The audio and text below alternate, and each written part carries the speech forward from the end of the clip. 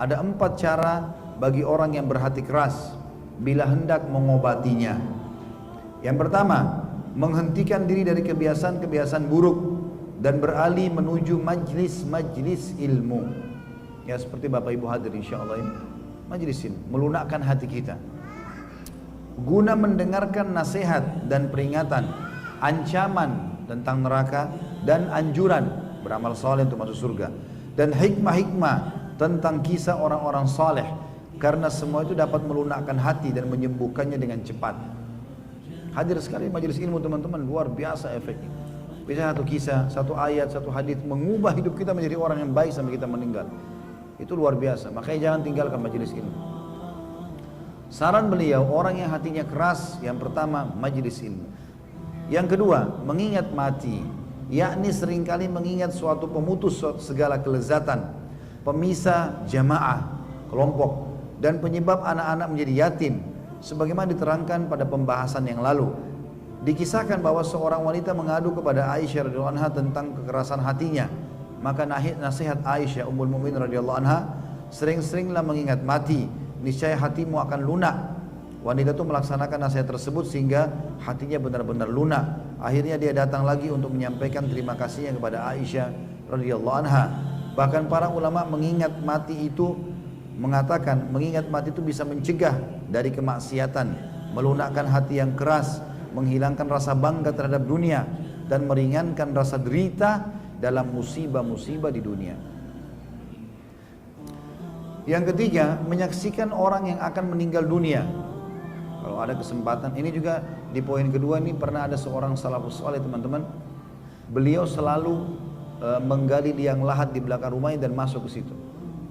Masuk ke dalam, duduk sebelum tidur malam. Itu saja berapa menit, kemudian beliau masuk kembali lagi ke tidur di kamarnya. Gara-gara itu gak pernah tinggalin sholat tahajud. Gara-gara itu dia masuk liang lahatnya sendiri. Itu luar biasa.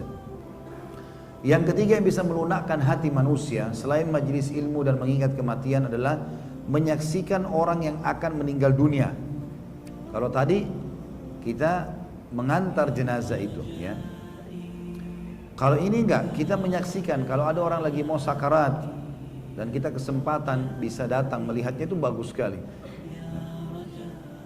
Dikatakan menyaksikan orang yang akan meninggal dunia, memperhatikan orang mati dan menyaksikannya ketika sedang sakarat, serta mengamati perubahan raut muka dan tubuhnya setelah benar-benar mati.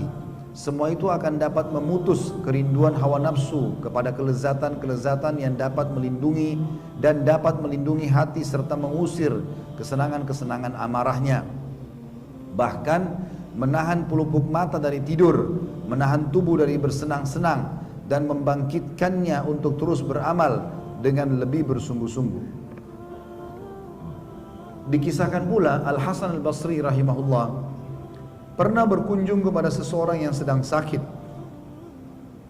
Ternyata orang itu sedang dalam sakaratil maut. Al-Hasan melihat betapa susah dan pedih yang dialaminya. Maka dia pun pulang ke rumah dengan perubahan roman muka, tidak seperti ketika berangkat. Keluarganya menyapa, ingin makan, semoga Allah merahmatimu. Maka dia mengatakan, hai keluargaku, jawab Al-Hasan, kalian sajalah yang makan dan aku minum. Demi Allah baru saja aku melihat kematian yang untuknya aku berbuat selama ini, sampai aku mengalaminya sendiri kelak. Hasan Basri ini teman-teman dikenal dengan orang yang suka sekali mengingatkan kematian. Selalu setiap hari bahasanya, ingatlah mati, apalah, nasihatnya masalah itu selalu. Di antaranya beliau pernah ngantar jenazah, ada satu anak muda di sebelahnya. Hasan Basri sambil menasehati, sambil jalan sambil berzikir, apalah ya, subhanallah, alhamdulillah, wa la ilaha illallah, Allahu akbar, seterusnya begitu ya, berzikir. Maka pada saat dia lagi berzikir, anak muda ini tanya, kenapa anda berzikir? Hai imam ini kayak kita kiai, kenapa anda berzikir? Lagi ngantar jenazah, apakah ada perintahnya gitu kan? Maka kata Hasan Basri, wahai anak muda, berzikirlah. Ini bukan karena ngantar jenazahnya berzikir, tapi berzikirlah kamu. Kenapa? Karena yang sedang kita antar ini sudah tidak bisa berzikir. Maka ini nasihat. Dan seandainya kalau dia bisa hidup sekarang, dia akan berzikir. Hasan Basri selalu mengingatkan orang tentang masalah seperti itu. Dan dia memang selalu menjadikan sebagai pelajaran dalam hidupnya. Di antaranya tadi, masalah dia pernah habis antar jenazah, dia sendiri menunda makan dan minumnya karena khawatir dan merasa prihatin dengan amal-amal yang sudah dia kerjakan. Kata beliau, itulah 3 perkara yang seyogyanya dilakukan oleh orang yang keras hatinya dan selalu berbuat dosa guna mengobati penyakitnya dan mengatasi godaan-godaan syaitan dan tipu dayanya. Jika ketiganya bisa bermanfaat maka cukuplah.